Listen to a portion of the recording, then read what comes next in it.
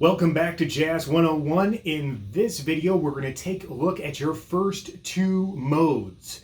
Now, you're probably asking yourself, if you're not familiar with modes, what are they? Basically, a mode is the result of playing a major scale, but we're starting on a different note of that scale. So our first mode is also our first example. So the chord that we're going to take a look at is Dm7. So with that chord in the key of C major, you can play the D minor Dorian mode. Dorian is just the name of it. What that means is that it sounds like a minor scale, except one of the notes has changed. That changed note is the sixth note of the scale. It is now a half step higher than it would be in regular minor. And that's just a result of that scale. So if we take that C major scale from before,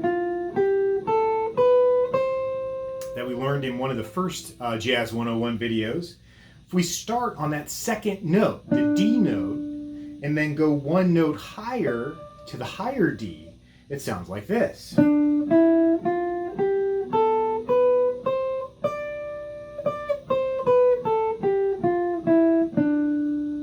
you can hear that sounds minor, but with that sixth note raised by a half step. So when you play that over a D minor seventh chord, it fits perfectly. So let me just do a quick demonstration. I have that set up on my looper here. So I'm going to play just that D minor Dorian mode over that chord.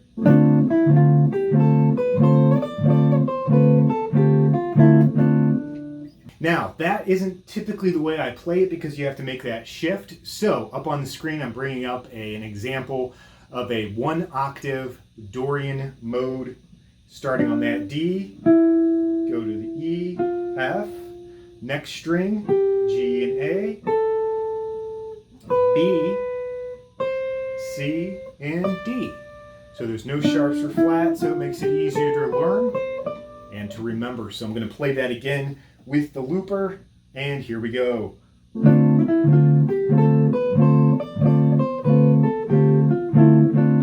Alright, so the next mode we're going to learn is the Mixolydian mode. And the Mixolydian mode is based off the fifth chord of any major scale. So in this case, it would be the G7 chord. So that means we're going to start on a G. But if we use that same scale that we've been working from, the problem is the G is way up here. So what's often done is you would then find the G here, an octave lower, fourth string, fifth fret, and you play G, A, B, C, D, shift up to E, F, G. Now if you notice, that F sounds a little strange there, and that is what makes it Mixolydian. Because if it was G major, we would go to an F sharp, and that's why there's an F sharp in G major. But G Mixolydian has no sharps.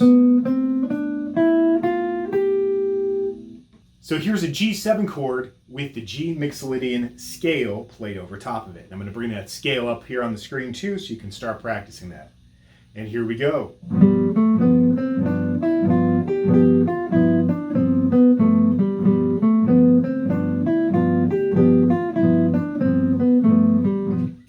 What that also allows you to do by knowing that G Mixolydian scale is to expand the C major scale that you've already learned. So here's the C, but now we also know, because of that Mixolydian, we can go back to that B note. We can go back to that B note on the third string, fourth fret, the A on the fourth string, seventh fret, and the G, the fifth fret of string 4, and then go back up to C. So now we have C major and a small extension coming back to C. So it expands your scale range, and it also gives you a chance to play the mode that relates to the 5 chord in that key. All right, and then of course in a 2-5-1 progression, that one chord, you would just play the C major scale that we've already talked about. And then technically, the mode name of the major scale is Ionian. So you'll see that it just means it's the major scale. There's really no difference at all. What you'll want to practice is D Dorian, G Mixolydian, and C major. They're all the same notes, but you're starting at different points. Now I'm going to play a 2-5-1 on the looper, and as each chord changes, I'm going to change my mode as well so you can hear how you might practice that. So let's get to it. Okay, here we go, starting off with the D Dorian.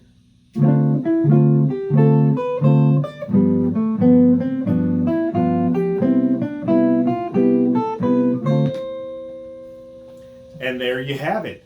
So that's what you want to do, is just be able to play through those modes over and over again so you have an idea of where they are on the fretboard, and it gives you more options of notes to choose from because it expands the range and gets you within that sound. And then once you have that, you can start making melodies. So if you're not really comfortable with which note is which in that position, I'd recommend this book. The Missing Method for Guitar Note Reading Series, Book 2. It shows you how to read music notation in the 5th position, meaning frets 5 through 8. It shows you all 12 keys and gives you plenty to practice. So check that out at themissingmethod.com, and I will see you in the next Jazz 101 video.